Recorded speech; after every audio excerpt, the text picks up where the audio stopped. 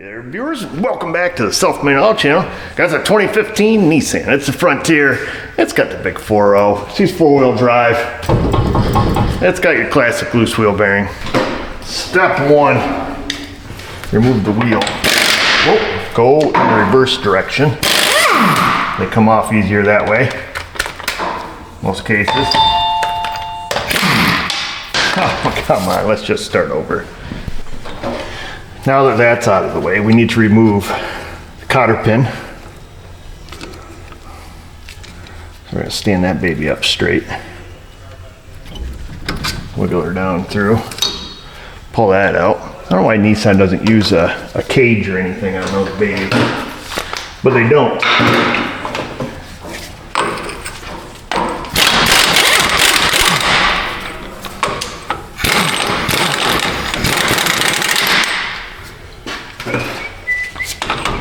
Want to make sure our axle's loose. And it is, so that's good. We need to remove the caliper. Now on the other side, the lower pin was seized up, and I think that's probably the case here.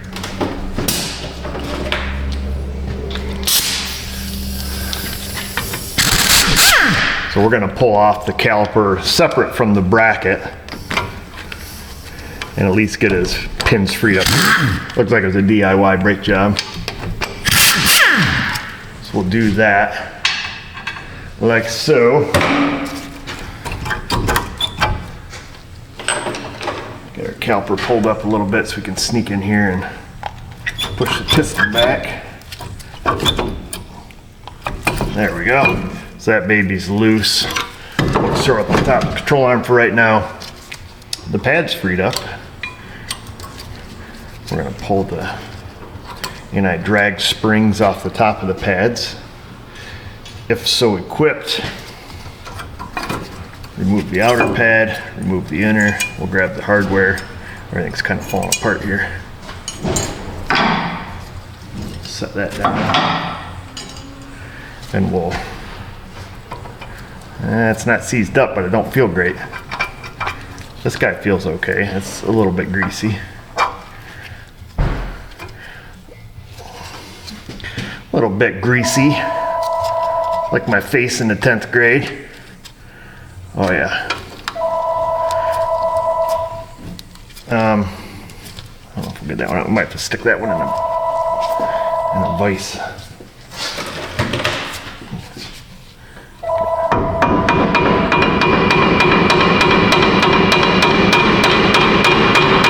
Yeah, she's a little bit stuck. We'll get it out in a moment. Wrong way, fella. Let's see what we're doing.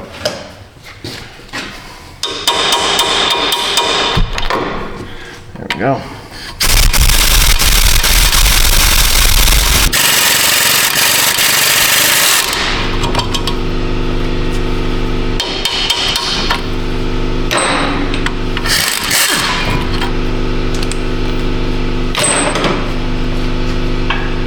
There's that, and then here's that, and the back side of it's pretty clean, so that's good. So it must be relatively new. And I guess since we're right here, we got it cranked around there. Try to pull the bolts out of the bearing. There's one. Where you at, little guy? There's two. There'll be one back here. There's three. So we got 3 out of 4. But you need them all. Let's rotate it around. Well, I guess being that we're right here, let's pull these wires out.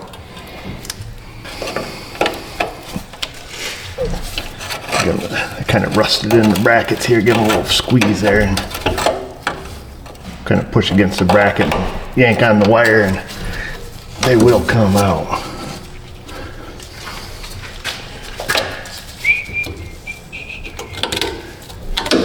There's that, and it just followed around to the front of the wheel bearing. I don't think you need to see it all, but just get your wire all loose.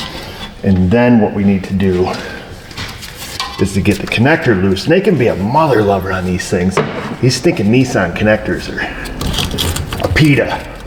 You know what I'm saying? I ain't talking about bread. I don't mean to get all cry, whiny baby pants on you, but you know, it just seems like these engineers would figure this out. Nissan probably has the hardest connectors to disconnect in the aftermarket in the Rust Belt, especially the ones with the green locks and stuff. Those things are monstrous. It just seems like in the 100-year evolution of cars, yeah, we could do better than that. I don't know. There's that. We have our wires still right in the knuckle. Now we don't. I think we have a bolt left, don't we? Get a light, see if you guys can see. Oh yeah, this is the one down by the split. So there's number 4. Alright, let's whack this baby off there. Set this down before it falls down. Let it hang there for a moment. Oops.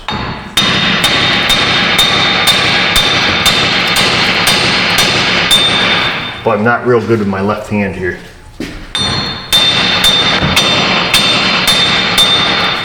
Going down, I gotta use my right hand.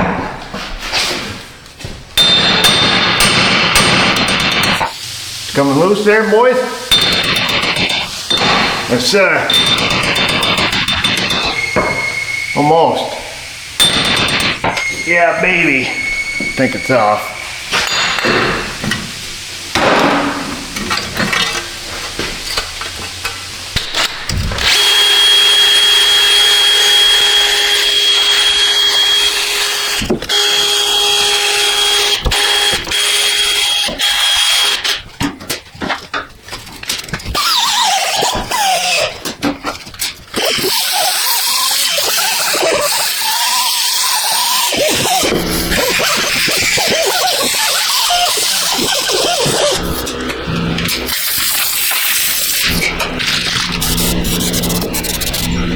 Before you put the bearing in, make sure you put the speed sensor wire back through that hole right there. Try to give it the old one-hander here. It's gonna go in that hole. It's not gonna go in that hole. It goes in the big hole. Don't force it in the little hole. Hold on. Let's see if I can do this. Oh, you jerk. Man, you suck at this. Boom, first try. So you get her in there. Make sure you got your backing plate going in the right direction too. And then, you know, that'll line up like so. That makes sense. See, if your backing plate's toast, buy a new one or chuck the old one in the trash. Whatever's easier for you. A lot of cars in the PRNY with no backing plates. It does cause some accelerated inside pad wear on certain models. So we're gonna get this here. I'll get all 4 of the bolts started. And then I'll go through and torque all those to factory specs.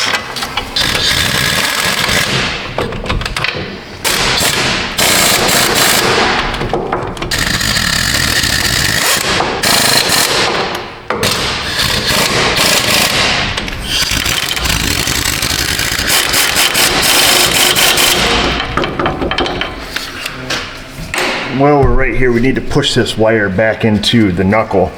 That can be kind of a tricky bit to get back in there. Don't jam it with your screwdriver, if you know what I mean. You don't want to poke a hole in your wire. All the electricity will leak out, so we just use the flat side of our screwdriver and shove it up in the little slot there, and then we'll run our wire back up around where it was, hook it back in the little brackets there. And then there's one more up here by the brake hose. Push that baby around. The infamous connector. The good news is these go back together a lot easier than they come apart. It's just poor engineering as far as there's really no tolerance for corrosion or anything. I don't know if I'm saying that correctly. They're just not a real hardy connector. How's that sound? I'd say they usually go back together good, but even this lock tab's going in there kind of hard. Must be some junk underneath the lock tab itself. I'm gonna have to see if I can't hold it upside down here. Get any little bit of dust that's jammed behind it. Let's see if I can hit it with a blow nozzle here. Once it's plugged in, you'll stick it back in those two holes up there. Of course, you're in the way, my arm's in the way. You guys can't, but it's gonna go in there, and then just give it a push. Push, push, push. There we go, baby. We'll spin that axle nut on there just a little bit.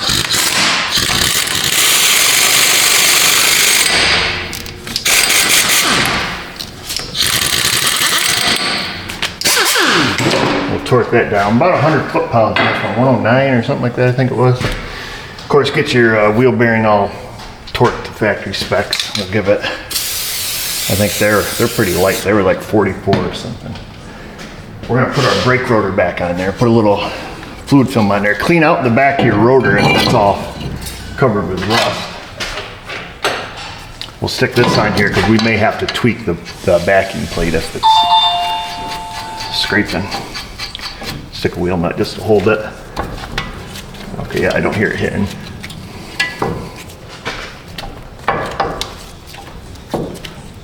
Yep, no, we're good there. Sometimes the backing plate gets tweaked a little bit, or you'll have a big rust ring on the edge of the rotor. But this one was so loose, I think it scraped off a lot of the outside rust here. There were some shiny spots on it. We'll see if any of this helps. Get some WD-40 in there. See if we can't work it in there a little bit, make it a little bit slipperier.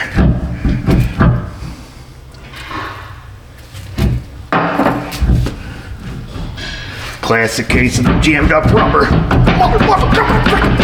Come on. Nope, that didn't help. Isn't that amazing? That one little piece of rubber in there. It's gonna hold that sucker like that. This ain't gonna help. Let's get a big hammer. And we'll bang on it until it pops out of the vise. Or not, or it actually works. So that's where the rubber would go on that pin. Don't necessarily need it. We'll get this pin freed up for him so his brakes are working. We need to make sure that all that junk is out of the hole. Your classic 2764s, runner in reverse. That's the clean hole, okay? This one's gonna have some stuff in it. See how the junk comes out. Make sure it's all out of there.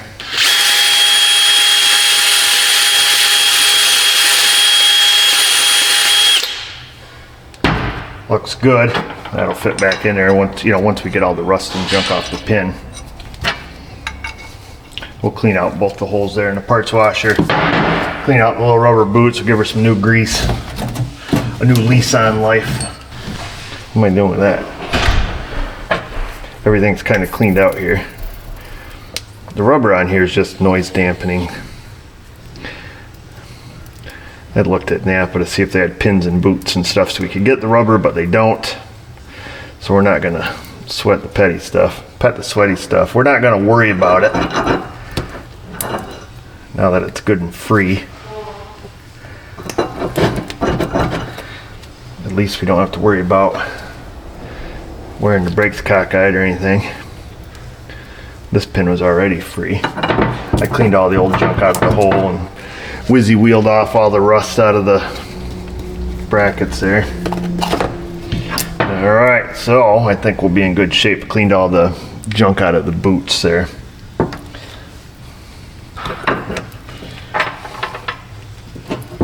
We'll stick the boots back on.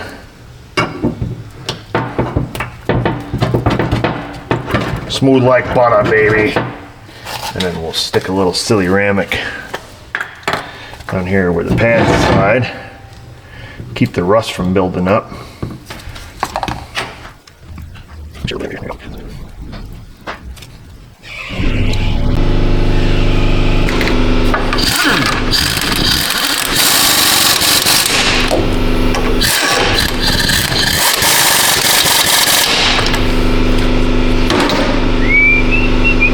Uh-oh, we're missing a piece of hardware. Must have fallen on the floor. Imagine that. click our hardware back in. Like that. And then we'll stick the outside pad back in the outside. We'll stick the inside pad back on the inside. How profound. Once they're there, let's push our caliper in here just a little bit. We've got a tool here. We just want to make sure. I know we pushed it in some already, but we're going to pop them pistons back in a little. Yep, they feel nice and free, good like that. I want to smear a little grease just where the pistons touch. Doesn't look like it was probably done initially, but we'll just stick a little on there. Put our anti-drag clips on. We'll slide that caliper back over. A little dab there, a little dab there. It just cuts down on the noise. Keeps the piston faces from getting so rusty so fast.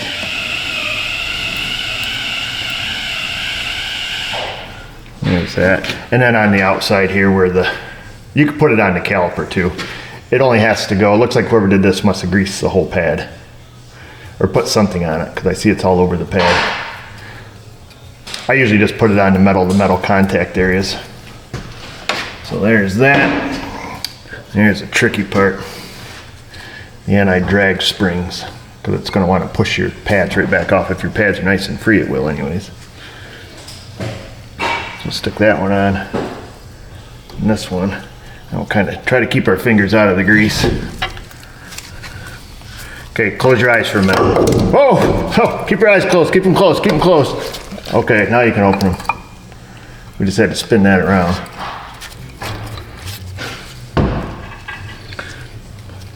That'll make people go crazy, huh? There's that.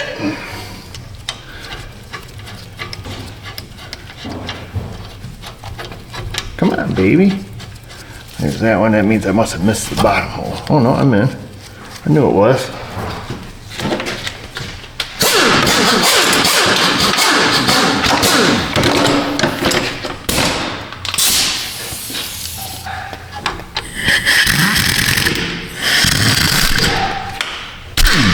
Oops, missed it.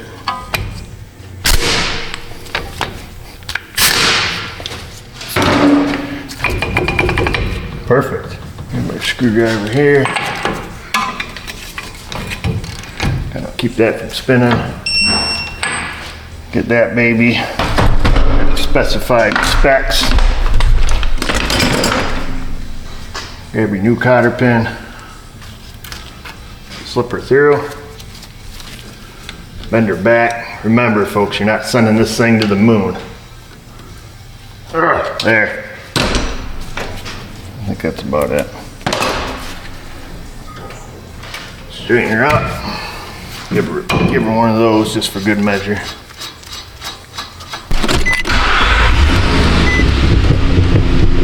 Got your classic money light.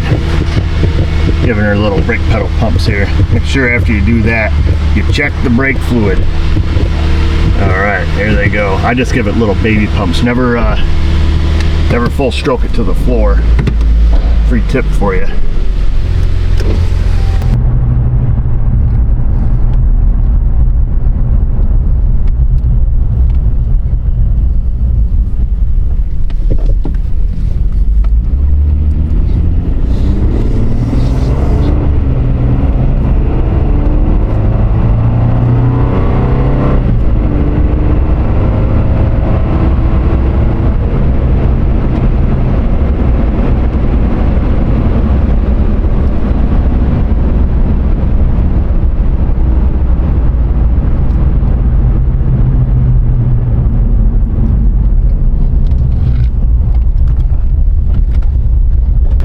That's that, folks. Front wheel bearings on the Nissan Frontier. Pretty easy job. This one got a little more involved because the connector was a mother-loving son of a ho-ho to get apart, and what we did, we conquered it.